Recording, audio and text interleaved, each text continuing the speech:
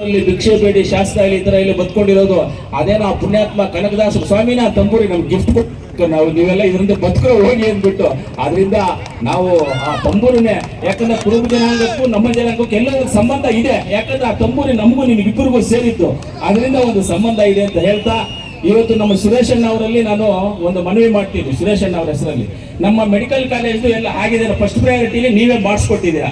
ಇವತ್ತು entire state ಅಲ್ಲಿ Kolar first priority ಇದೆ.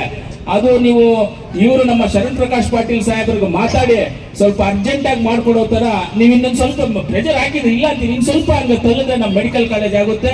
ಅದರಿಂದ ಕನಕದಾಸರ ವಿಗ್ರಹ ಇಡದೇ ಕಾರಣನೂ ಹೇಳಿದೆ, ಯಾಕಂದ್ರೆ ಈ ಮೂರನ್ನು ಸೇರಿಸ್ಕೊಂಡು ಮೆಡಿಕಲ್ ಕಾಲೇಜ್ ಮಾಡಬೇಕು ಉದ್ದೇಶದಿಂದ ಇವತ್ತು ದಾಸಶ್ರೇಷ್ಠ ಕನಕದಾಸರ ವಿಗ್ರಹವನ್ನು ಪ್ರತಿಷ್ಠಾಪನೆ ಮಾಡೋಕ್ಕಾಗಿಲ್ಲ. ಖಂಡಿತವಾಗ್ಲೂ ನೆಕ್ಸ್ಟ್ ಸಮಾಜದ ಮುಖಂಡರು ನಾವೆಲ್ಲರೂ ಕುತ್ಕೊಂಡು ಮಾತಾಡಿ ಒಂದು ಜಾಗದಲ್ಲಿ ಮಾಡುವಂತ ಕೆಲಸವನ್ನ ನಾವೆಲ್ಲರೂ ಮಾಡೋಣ. ಯಾವತ್ತೂ ಅಷ್ಟೇ ನಮಗೆ ನಾನು ಇರೋದನ್ನ ನಿಜ ಮಾತಾಡ್ತೀನಿ, ಯಾರನ್ನಾದ್ರೂ ಬೈಬೇಕು ಅಂದ್ರೆ ಡೈರೆಕ್ಟ್ ಆಗಿ ಬೈತೀನಿ. ನನಗೆ ಕೈ ಬಾಯಿ ನಾನು ಶುದ್ಧವಾಗಿ ಇಟ್ಕೊಂಡಿರ್ತೀನಿ, ಇರೋದನ್ನ ನಿಜಾಂಶ ಮಾತಾಡ್ಬಿಡ್ತೀನಿ. ನಾನು ಅಷ್ಟೇ, ನಾನು ನಿಜಾಂಶ ಮಾತಾಡ್ತೀನಿ. ಇವತ್ತು ನನಗೆ ನಮ್ಮ ಜನಾಂಗಕ್ಕೆ ಯಾವ ರೀತಿಯಲ್ಲಿ ಕನಕದಾಸ ತಂಬೂರಿಯನ್ನು ಕೊಟ್ಟು ಬದುಕರು ಅಂತ ಹೇಳಿದಾರೋ, ಇವತ್ತು ಸಿದ್ದರಾಮಣ್ಣ ಅವರು ನನ್ನನ್ನ ಇಲ್ಲಿ MLA ಆಗು ಅಂತೇಳಿ ಇವತ್ತು ಈ ಜನಗಳಲ್ಲಿ ನನ್ನನ್ನು ಗುರ್ತಿಸಿದ್ದಾರೆ. ಯಾವತ್ತೂ ನಾನು ಸಿದ್ದರಾಮಣ್ಣ ಅವ್ರ ಪಾದಗಳು ನಮಸ್ಕಾರ ಮಾಡ್ತಾ ಅವರು ಚಿರಋಣಿಯಾಗಿರ್ತೀವಿ, ಅವ್ರ ಜೊತೆಯಲ್ಲಿ ಎನಿ ಟೈಮ್ ಇರ್ತೀವಿ. ನಿನ್ನೆ ನಾನೇನು ಅವ್ರ ಜೊತೆ ಹೆಲಿಕಾಪ್ಟರ್ ಬರಬೇಕು ಅಂತ ನಾನೇನು ಕೇಳಿಲ್ಲ. ನಾನು ಕೊಪ್ಪಳದಲ್ಲಿ ಅವ್ರ ಜೊತೆ ಇದು ಬಾಗಲಕೋಟೆಯಲ್ಲಿ ಇದ್ದೆ. ನಾನು ನೋಡ್ಬಿಟ್ಟು ಪ್ರಭಾಕರನ್ ಅವರು ಸಿದ್ದರಾಮಣ್ಣ ನೋಡಿ ಏಯ್ ಹೆಂಗೋ ಬಂದೆ ಅಂದ್ರು, ನಾ ಕಾರಲ್ಲಿ ಬಂದೆ ಅಂದೆ, ಬಾರ ಹೆಲಿಕಾಪ್ಟರ್ಲಿ ಹೋಗೋಣ ಅಂತ ನನ್ನ ಕರ್ಕೊಂಡ್ಬಂದ್ರು.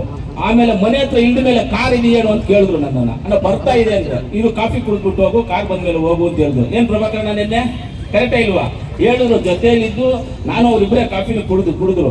ಆ ತರ ಸಿದ್ದರಾಮಣ್ಣ ಅವ್ರಿಗೆ CM ಅನ್ನೋದಲ್ಲ, ಅವ್ರಿಗೆ ಈ ರಾಜ್ಯದ ಬಡ ಜನ, ಈ ರಾಜ್ಯದ ಅಹಿಂದದವರು ಎಲ್ಲರೂ ನಾವು ಒಗ್ಗಟ್ಟಾಗಿರ್ಬೇಕು ಅನ್ನೋದೇ ಅವ್ರಿಗೆ ಈ ರಾಜ್ಯದ ಜನ ಒಗ್ಗಟ್ಟು.